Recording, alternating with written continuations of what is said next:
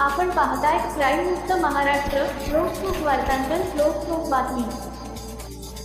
पिंपरी चिंचवडचे पोलीस उप-आयुक्तांनी तडीपार केले असतानाही पुण्यात आलेल्या सराईत गुन्हेगार मुसा टोळीतील प्रमुखाला खंडणी विरोधी पथकाने जेरबंद केले आहे. मुसा उर्फ मुसेफ वजीर थोरपे, वय 22 वर्षे, राहणार नूर मोहल्ला गल्ली दिघी रोड भोसरी असे या तडीपार गुंडाचे नाव आहे. मुसा टोळीविरुद्ध भोसरी, चिंचवड, निगडी, पिंपरी, दिघी, आळंदी, चाकण, एमआयडीसी, महाळुंगे पोलीस ठाण्यात खून-खुनाचा प्रयत्न, जबरी, चोरी, खंडणी असे अनेक गुन्हे दाखल आहेत. त्यामुळे टोळीप्रमुख मुसा याच्यासह त्याच्या टोळीतील दोघांवर तत्कालीन पोलीस उप-आयुक्त विवेक पाटील यांनी ऑगस्ट 2023 मध्ये 2 वर्षांसाठी मुसा याला पिंपरी चिंचवड, पुणे शहर व पुणे जिल्ह्यातून तडीपार केले होते.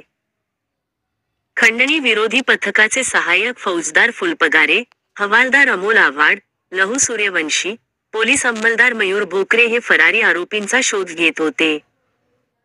तेव्हा हवालदार अमोल आव्हाड व मयूर भोकरे यांना भोसरीतील तडीपार गुन्हेगार मुसा हा शास्त्री रोडवरील बैजू हॉटेल येथे आल्याची माहिती मिळाली.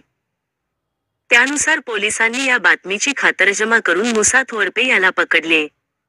विश्रामबाग पोलीस ठाण्यात त्याच्यावर गुन्हा दाखल करण्यात आला आहे. ही कारवाई अप्पर पोलीस आयुक्त शैलेश बलकवडे, पोलीस उप-आयुक्त निखिल पिंगळे, सहाय्यक पोलीस आयुक्त गणेश इंगळे यांच्या मार्गदर्शनाखाली खंडणी विरोधी पथकाचे पोलीस निरीक्षक शैलेश संखे, सहाय्यक फौजदार रवींद्र फुलपगारे, हवालदार अमोल आव्हाड, लहू सूर्यवंशी यांनी केले आहे.